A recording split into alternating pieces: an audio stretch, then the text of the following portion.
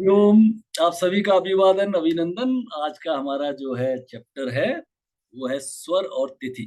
उसको करने से पहले मैं क्या करता हूँ, देखिए, कुछ प्रश्न ले लेते हैं, आपके कुछ प्रश्न ले लेते हैं, कुछ रिकेप भी कर लेते हैं, कुछ रिकेप भी कर लेते हैं। एक तो निकेश जी ने प्रश्न किया कि संकल्प के बारे में बताइए। निकेश जी पहले दिन से ही संकल्प ही कर रहे हैं। कितने जी सर। संकल्प किए और कितने हमने उसके ऊपर अनुसंधान किए, है ना? तो सर इसलिए एक पूछना था। जी। आ, मैंने सुना है कि जो अपनी चंद्र नाड़ी है, चंद्र नाड़ी को अगर होल्ड करते हैं और उसमें कुछ संकल्प करते हैं तो ज्यादा आएंगे सर, इफेक्टिव होता निकेश जी आएंगे, निकेश जी आएंगे। है। अच्छा। ओके आएंगे, ओके।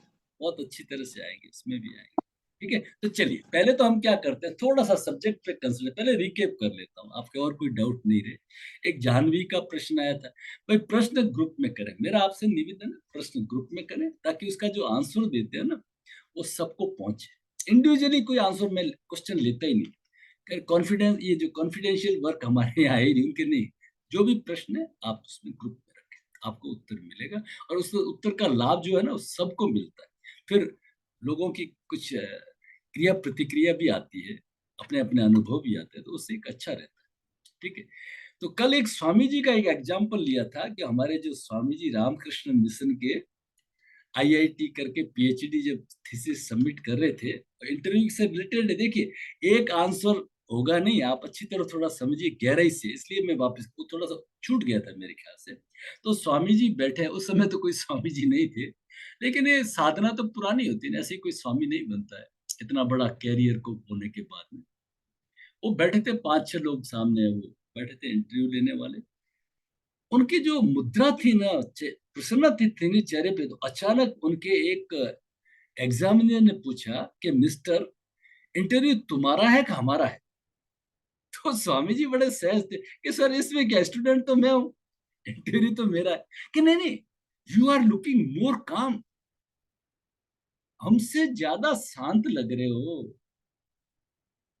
तो ये तो आदत पड़ गई, उनके लिए चलेगा, उनके लिए चलेगा। आप जब कोई बड़े हैं, आप बड़े हो जाते हो, जब आप बड़े हो जाते हो, आप महात्मा जी बन जाते हो, आप कोई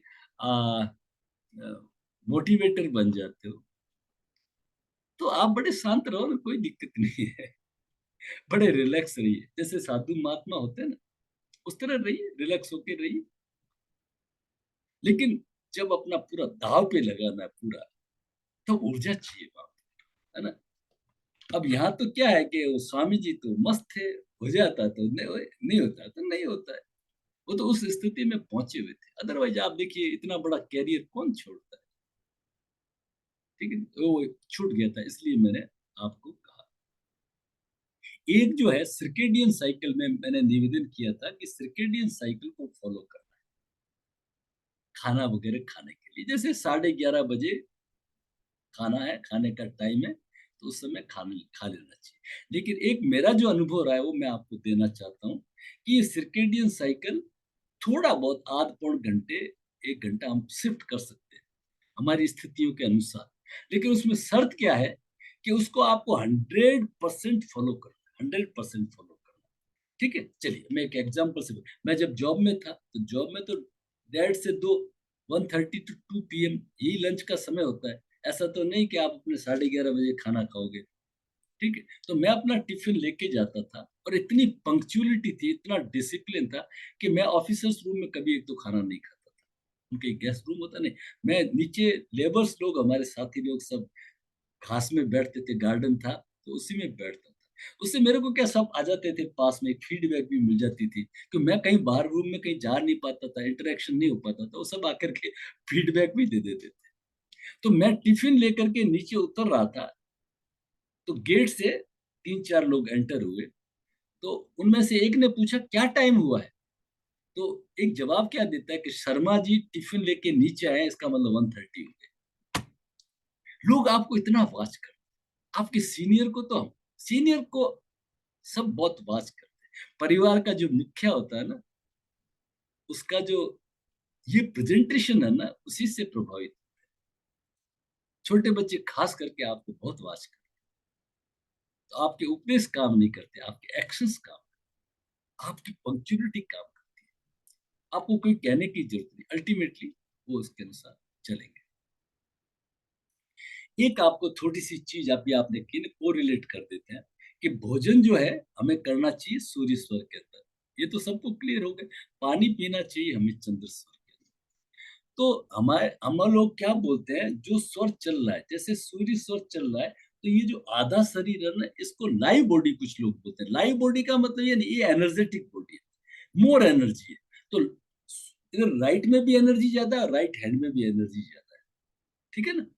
जब आप लेफ्ट का चलता है तो लेफ्ट में, और लेफ्ट हाथ में, और लेफ्ट पैर में, लेफ्ट शरीर, ये अर्धनारीश्वर शरीर है ना। जब राइट स्वर चलता है तो आपका राइट स्वर, राइट हैंड, राइट लेग, इधर एनर्जी चलती है। इसलिए अच्छी तरह समझिए कि हम खाना राइट हैंड से खाते हैं। प्लीज नोट डाउन, हम राइट हैंड से खाना क्यों खाते हैं, कि जब हमारा राइट स्वर चलता है, एनर्जी का लेवल, लाइव बॉडी हमारी राइट साइड होती है। खाना हम समान मुद्रा करके खाते हैं, पांचों उंगलियों से जोड़ करके, कांटे छुरी से नहीं खाते। हमारे एक पहले जो आईएफएस होते थे ना, इंडियन फॉरेन सर्विसेज, वो हाईएस्ट होती थी, वो ब्रिटिश गवर्नमेंट कंडक्ट करती थी। फिर उनकी एक ट्रेनिंग होती थी, वो वहां पे ब्रिटेन वगैरह में होती थी।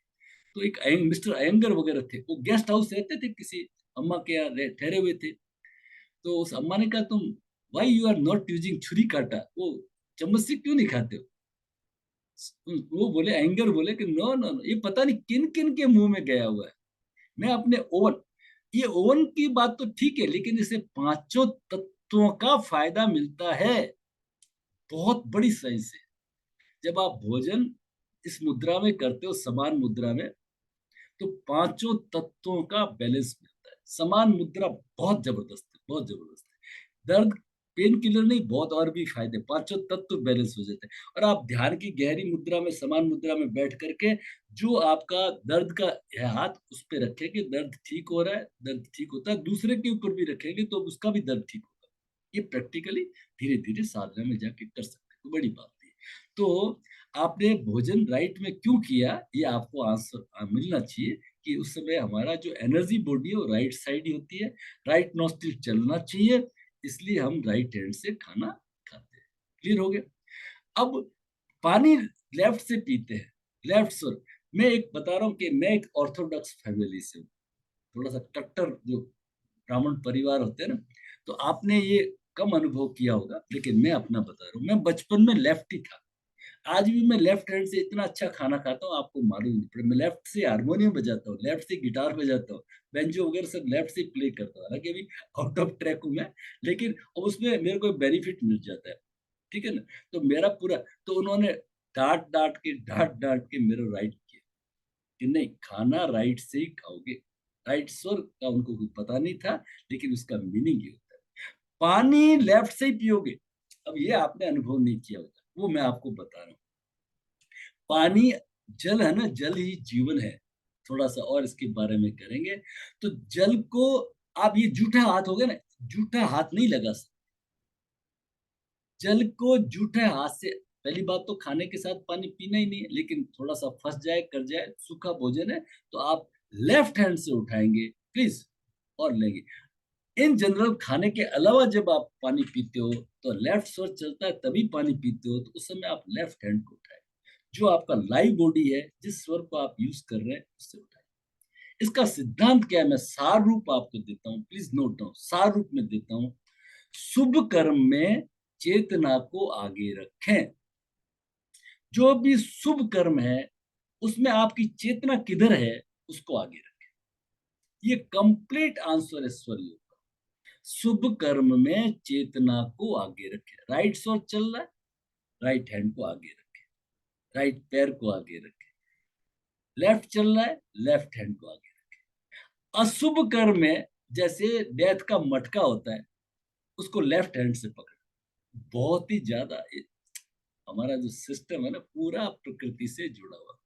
हर चीज में प्रकृति का एक नियम है, हर चीज में एक प्रकृति का नियम, हमारे को सिखाने के लिए।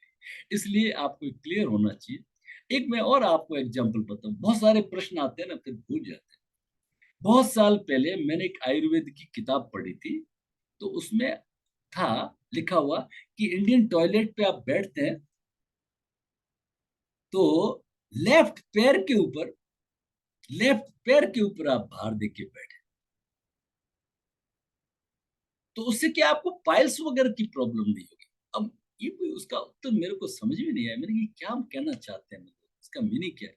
स्वर योग पढ़ने से मालूम पड़ा, जब आप लेफ्ट पैर के ऊपर भार दे करके सोच करते हैं तो होगा क्या, लेफ्ट में भार देंगे ना तो आपका राइट चल जाएगा, राइट चलेगा तो आपका पेट एकदम साफ। करके देख लीजिए इस प्रयोग को, जब राइट चलता है तो आपका पेट बेहतर साफ, जब राइट सर में मल त्याग करना चाहिए। लेकिन आपको तो ध्यान रहा नहीं, तो आप बैठे तो लेफ्ट के ऊपर भार दे दे, एक रहेगा तो लेफ्ट के ऊपर भार दे देंगे तो पेट साफ हो जाएगा, तो पाइल्स की प्रॉब्लम नहीं होगी। उसका उत्तर मेरे को स्वर योग के अंदर, तो इस तरह से इतनी बारीकी है, एक एक चीज के ऊपर बहुत बारीकी है, ठीक है ना। इस तरह से हमें एक एक चीज को, मतलब एक इंपॉर्टेंट चीज और याद आ गई, वो आपको शेयर करना चाहता हूँ। मैंने एक सिंपल सी बता दिया, प्लीज नोट डाउन, सब याद करें कि सूर्य में खाना, चंद्र में पीना, ये तो हो गया हमारा, ओके।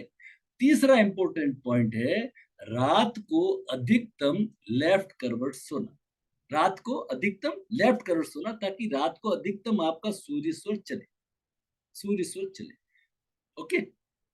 अब आपने क्या किया, एक कोई हॉरर मूवी वगैरह देखी, कोई किसी से झगड़ा हो गया, आपका बीपी थोड़ा सा बढ़ा हुआ है, तो आप छटपटाहट होगी, आपको नींद आएगी नहीं, और मैंने फिर कह दिया सूर्य को जगा दो, तो और आपको थोड़ी सी प्रॉब्लम हो जाएगी। इसलिए ये हर चीज के कई जगह पे दो दो उत्तर आएंगे, इसलिए पहले क्या करो, पहले आप थोड़ा सा राइट करवट सो लीजिए। राइट करवट सोएंगे तो लेफ्ट ऊपर होगा, लेफ्ट ऊपर होगा तो आपके कूलिंग इफेक्ट आएगा, आप थोड़े से रिलैक्स हो जाएंगे, ठीक है ना। जब आप रिलैक्स हो जाए तो फिर आप करवट बदल दें, याद आए तो करो। थोड़ा सा भी इसको थेरेपी वगैरह में इसको करेंगे, तो इसलिए ये रात को अधिकतम लेफ्ट करवट सोना। अब सौर योग का जो सार है ना, उसको, उसका सार समझिए, अपने को कुछ चीजें रटनी नहीं है, सार को समझना है। क्या सार, सार को समझना है कि जब दिन में सूर्य उगता है, देखिए एक लाइन के अंदर सूर्य उगाएगा, उससे हमेशा कभी आपको कंफ्यूजन नहीं होगा। जब सूर्य उगता है, सूर्य उग गया, सूर्य उगने का मतलब क्या हुआ, अब ब्रह्मांड में प्रकृति के अंदर गर्मी आई, जैसे ही गर्मी आई तो हम क्या करेंगे, गर्मियों में हम क्या करते हैं, गर्मियों में हम पंखा चलाते हैं, एसी चलाते हैं, तो हमें चंद्र चलाना है। दिन में अधिकतम हमारा चंद्र चलना चाहिए, अच्छी तरह समझिए, सार है उसका। अधिकतम की बात कर रहा हूं, हमेशा नहीं कर रहा हूं, बीच में खाने का समय आया तो सूर्य चलाना है। दिन में जिनका अधिकतम, मजदूर को भी छोड़ दीजिए, मेहनत कश आदमी को छोड़ दीजिए, जिनका दिन में अधिकतम चंद्र चलेगा उनकी जिंदगी बहुत आनंद की, उनके झगड़े फसाद लड़ाई वगैरह कम होगी, और दे विल बी काम एंड कूल। खास करके जो एग्जीक्यूटिव है, तो दिन में हमारे, अब रात पड़ी, चंदा मामा आ गए, तो क्या हुआ, ब्रह्मांड में शीतलता आ गई, प्रकृति में शीतलता आ गई, तो आपको रात को अधिकतम सूर्य चलाना, क्लियर हो गया ना। रात को अधिकतम सूर्य चलाना, उससे क्या होगा, बहुत ही वंडरफुल रिजल्ट आएंगे। क्या रिजल्ट आएंगे कि सोने का मतलब होता है, अब आपने बॉडी को गैरेज में डाल दिया, अब उसकी रिपेयरिंग हो रही है, लीवर का भी डिटॉक्सिफिकेशन का टाइम हुआ, है ना, आपके जो इम्यून सिस्टम उसी टाइम हुआ, ग्रोथ हार्मोन भी आपका उसी समय हुआ। अगर उस समय आपने जगा लिया अपने आप को तो ये सब डिस्टर्ब हो जाएगा, तो उसमें आप रात को अधिकतम, 100% नहीं, अधिक, अधिकतम जगेगा तो ये सवेरे उठते किसी को रूमेटिक पेन होता है, अर्थराइटिक पेन होता है, कॉन्स्टिपेशन होता है, ये सब ठीक हो जाएंगे, विद इन 7 डेज फायदा मिल जाएगा। करके देख लीजिए, करके देख लीजिए, क्यों कि शरीर में हीट रहेगी, आपका सर्कुलेटरी अच्छा होगा, आपका डाइजेशन अच्छा होगा, आपका बीटिंग अच्छा होगा, सभी कुछ अच्छा होगा, गर्मी मिलेगी इससे। तो इस तरह से, लेकिन अब आपने कोई हॉरर मूवी देखा है, किसी से झगड़ा हो गया, तो पहले अपने आप को कूल डाउन कर। तो इस तरह के ये कुछ प्रश्न रह गए थे, तो मैंने आपको रखा इस तरह से। तो पहले मैं इस प्रश्नों को, रिकेप को फिनिश करके फिर